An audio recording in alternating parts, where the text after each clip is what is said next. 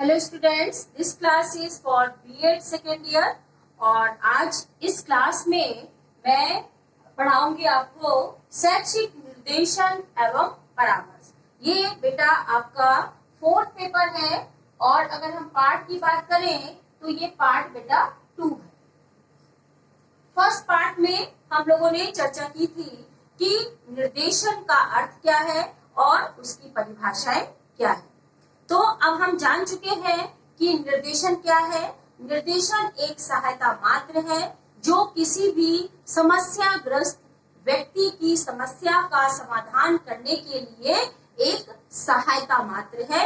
उसको सहायता दी जाती है ताकि वह अपनी समस्या का समाधान स्वयं कर सके और इस योग्य हो सके कि वह अपनी समस्या का समाधान स्वयं कर सके। तो बच्चों, आज हम जानेंगे कि निर्देशन की विशेषताएं क्या क्या होती है। बच्चों देखिए, अगर हम निर्देशन की बात करें तो देखिए ज्यादातर क्या होता है कि मोस्टली लोग ये सोचते हैं कि निर्देशन और परामर्श दोनों ही समानार्थी है, मतलब दोनों का अर्थ एक है। लेकिन बच्चों, निर्देशन और परामर्श में बहुत अंतर है। निर्देशन की बात अगर हम करें तो निर्देशन एक समस्याग्रस्त व्यक्ति को इस योग्य बना देता है, इतना सक्षम बना देता है कि वह अपनी समस्या का समाधान स्वयं कर सकता है। तो इसका कार्य है कि व्यक्ति को योग्य एवं सक्षम बनाना। इसका उद्देश्य जो है वो आत्मनिर्देशन और स्वनिर्देशन है। ठीक है बच्चों। तो निर्देशन की हम बात करते हैं तो इसका उद्देश्य आत्मनिर्देशन और स्वनिर्देशन है। वह व्यक्ति को खुद इस काबिल बना देता है कि वह स्वयं आत्मनिर्देशित हो जाते हैं और खुद इस योग्य बन जाते हैं कि वह अपनी समस्याओं का समाधान स्वयं कर सके। अब परामर्श क्या है? परामर्श बच्चों एक समस्याग्रस्त व्यक्ति जिसकी समस्या है उसको दिया जाने वाली एक सलाह मात्र है, जिसमें कि परामर्शदाता परामर्श प्राप्तकर्ता के सामने बैठता है और परामर्श प्राप्तकर्ता अपनी समस्याओं की चर्चा परामर्शदाता के सामने करता है और परामर्शदाता उस समस्या से संबंधित जितनी भी जानकारियां, जितने भी तथ्य, जितने भी सूचनाएं होती है वह एकत्रित करता है और उसके बाद उसे क्रमबद्ध तरीके से उसका अध्ययन करके निष्कर्ष निकाल करके उसे एक उचित सलाह देता है और उस सलाह को मान करके वह जब आगे अपनी समस्या के प्रति रूबरू होता है तो वो अपनी समस्या का समाधान कर सकता है। परामर्श में बच्चों, परामर्श और निर्देशन में अगर अंतर हम जाने तो निर्देशन जो है वह एक जरूरी नहीं है कि किसी प्रशिक्षित व्यक्ति के द्वारा दिया जाए। निर्देशन देखिए, निर्देशन जो है कोई भी दे सकता है। निर्देशन आपके माता पिता दे सकते हैं, निर्देशन आपके घर के बुजुर्ग दे सकते हैं, निर्देशन आपको समाज में रहने वाले, हो सकता है आपके कोई बहुत ज्यादा जानने वाले, बहुत आपको समझने वाले कोई व्यक्ति ऐसे हो सकता है आपके फ्रेंड हो, आपके पड़ोसी हो, आपके रिलेटिव हो, तो वो भी आपको निर्देशित कर सकते हैं, वो भी आपको निर्देशन दे सकते हैं। अगर हम बात करें विद्यालय की तो विद्यालय में शिक्षकों के द्वारा निर्देशन दिया जाता है। ठीक है ना। तो निर्देशन जरूरी नहीं है कि एक प्रशिक्षित व्यक्ति के द्वारा दिया जाए, लेकिन अगर हम शिक्षण और परामर्श की बात करते हैं तो शिक्षण में भी एक प्रशिक्षित व्यक्ति का होना अनिवार्य है और परामर्शदाता भी एक प्रशिक्षित व्यक्ति होता है जो कि एक विशेष योग्यता प्राप्त किए होता है उस क्षेत्र में और वह उचित सलाह देता है। निर्देशन जरूरी नहीं है कि निर्देशन व्यक्तिगत तौर पे दिया जाए या सामूहिक तौर पे दिया जाए? निर्देशन व्यक्तिगत तौर पर भी दिया जाता है और सामूहिक तौर पर भी निर्देशन दिया जा सकता है। लेकिन परामर्श की बात आती है तो परामर्श केवल व्यक्तिगत तौर पर दिया जाता है। वहां पर केवल एक परामर्शदाता और एक परामर्श प्राप्तकर्ता होते हैं। दोनों आमने सामने बैठ करके अपनी समस्या की चर्चा करते हैं और उसका समाधान निकालते हैं। तो निर्देशन में सामूहिक तौर पर निर्देशन प्रक्रिया चलती है और यह व्यक्तिगत तौर पर निर्देशन प्रक्रिया चलती है। ठीक है बच्चों, तो परामर्श और निर्देशन में बहुत अंतर है, दोनों में बहुत ही ज्यादा अंतर है। लेकिन अगर हम देखें तो दोनों का काम ही है कि व्यक्ति की समस्याओं को समाधान करने में सहायता प्रदान करना। अब हम बात करेंगे आज कि निर्देशन की विशेषताओं की। ठीक है बच्चों, निर्देशन की विशेषताओं की बात करते हैं हम। तो निर्देशन की विशेषताएं, आज का प्रकरण हमारा है निर्देशन की विशेषताएं। तो बच्चों, निर्देशन की विशेषताओं में सबसे पहला है निर्देशन सतत चलने वाली प्रक्रिया है। मैंने जब परिभाषा की बात की थी आपसे और जब हमने आपको बताया था कि निर्देशन का क्या अर्थ है, उस समय मैंने आपको बताया था कि निर्देशन जो है सतत मतलब होता है बच्चों कंटिन्यूअस, कंटिन्यूटी मतलब हमेशा चलने वाली, बराबर चलने वाली।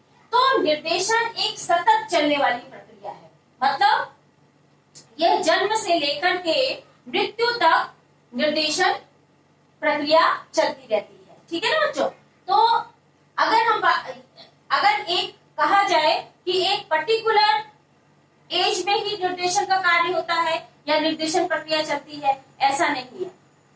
बच्चा जब जन्म लेता है, जन्म के बाद जब वो थोड़ा सा समाज में आने लगता है, माता पिता को पहचानने लगता है, उसी समय से उसकी निर्देशन कार्यक्रम चलने लगता है और उसको जगह जगह पर निर्देशित किया जाता है। अपने परिवार में ये नहीं करना, वो नहीं करना, ऐसे नहीं बैठना, वैसे नहीं बैठना, ये नहीं खाना, वो नहीं खाना, ऐसे खाया जाता है, चम्मच से खाया जाता है, मतलब विभिन्न प्रकार के निर्देशन बच्चों को देने लगते हैं और वो प्राप्त करने लगते हैं। उसके बाद धीरे से वो जब थोड़े और बड़े हुए तो समाज के करीब आए, समाज से रूबरू हुए। जब समाज के करीब आते हैं तो समाज में विभिन्न तरह के लोग हैं जो उसे निर्देशन देते हैं। तो कहीं ना कहीं अगर देखा जाए, उसके बाद उसे विद्यालय में प्रवेश होता है। जब विद्यालय में प्रवेश लेता है तो उसे विद्यालय में तो बहुत ही ज्यादा निर्देशन का काम होता है। अगर पहले की बात करें हम, तो पहले ऐसे निर्देशन प्रक्रिया की शिक्षा से संबंधित चीजों में इतनी ज्यादा जरूरत नहीं पड़ती थी। लेकिन आज की हम आधुनिक शिक्षा की अगर बात करें तो निर्देशन के लिए अनिवार्य रूप से एक व्यक्ति को डिप्यूट किया जाता है और एक निर्देशन प्रक्रिया के तहत जो भी लोग शामिल होते हैं, चाहे वो टीचर के रूप में हो, चाहे वो कर्मचारी के रूप में हो, चाहे वो वार्डन के रूप में हो, ठीक है ना, चाहे वो प्रधानाध्यापक के रूप में हो, तो चाहे फोर्थ क्लास कर्मचारी हो, सबका एक संगठन होता है बच्चों।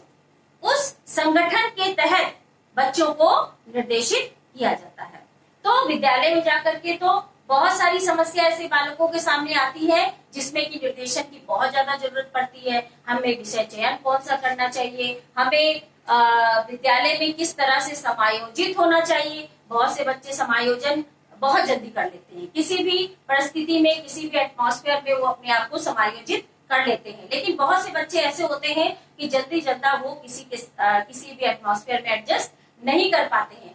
अगर प्राइमरी लेवल की बात करें तो प्राथमिक स्तर पर तो बच्चे इसी तरह से एडजस्ट कर लेते हैं। लेकिन जब प्राथमिक स्तर से आगे बढ़कर जब वो माध्यमिक स्तर पर आते हैं तो उन्हें नाना प्रकार की समस्याओं का समस्याओं का सामना करना पड़ता है और उससे वो समस्या बहुत प्रकार की समस्याएं पैदा होती है बच्चों के सामने। उसके बाद माध्यमिक स्तर से जब वो बालक आगे चल के विश्वविद्यालय स्तर पे आता है तो उसे व्यवसाय से संबंधित, विषय चयन से संबंधित, समायोजन से संबंधित विभिन्न प्रकार की समस्याएं आती हैं। तो अगर हम ये कहें कि सतत चलने वाली प्रक्रिया है, मतलब जीवन भर जन्म से लेकर के मृत्यु दम तक निर्देशन प्रक्रिया चलती रहती है। नेक्स्ट है निर्देशन शैक्षिक सेवा के रूप में।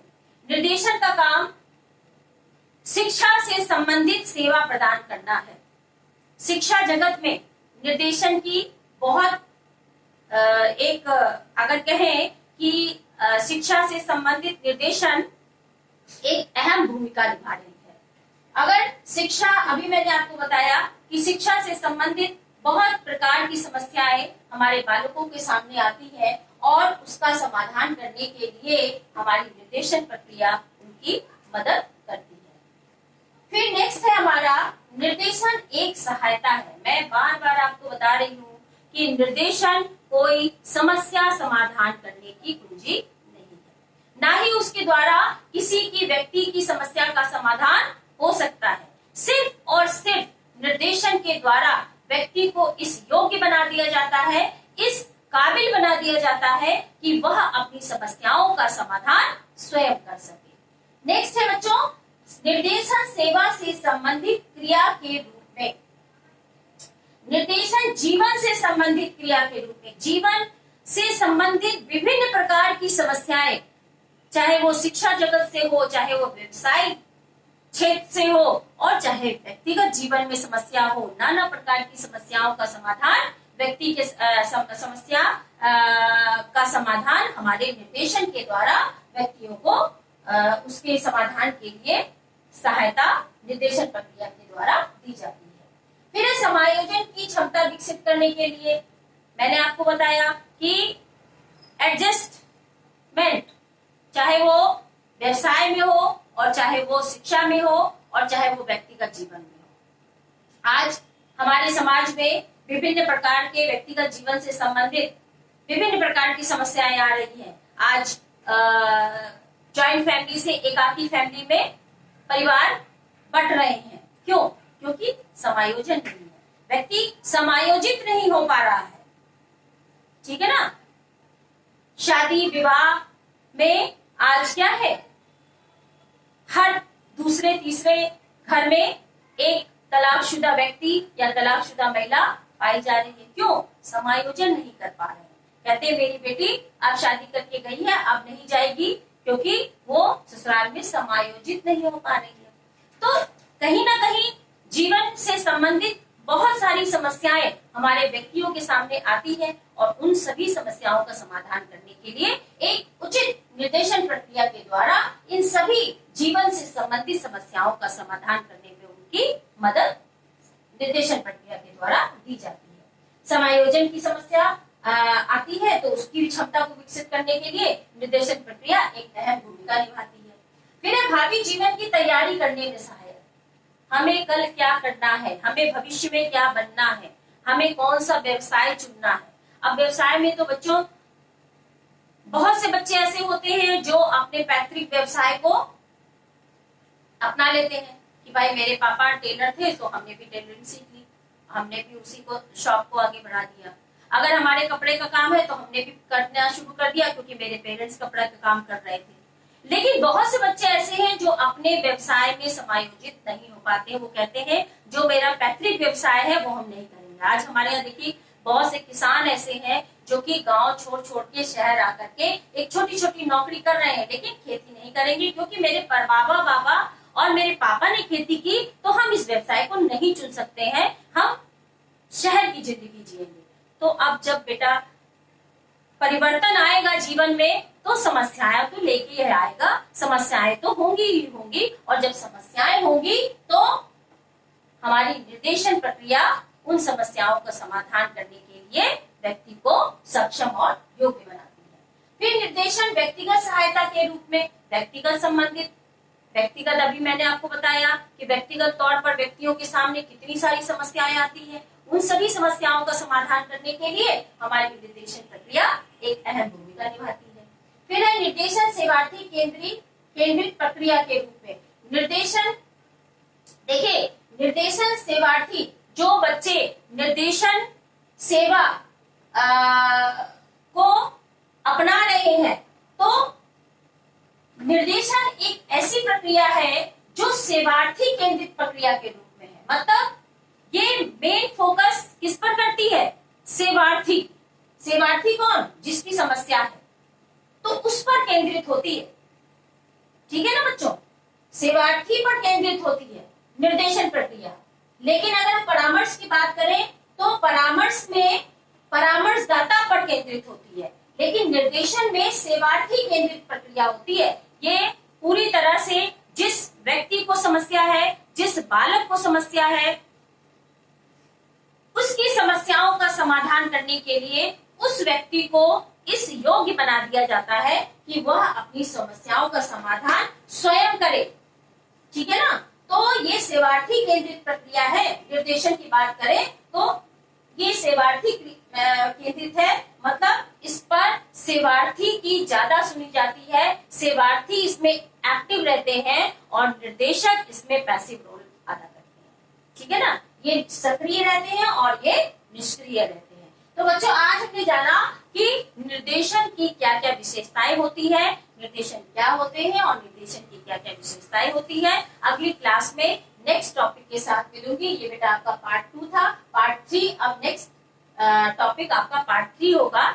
तो तब तक आप इसको याद करिए। Thank you.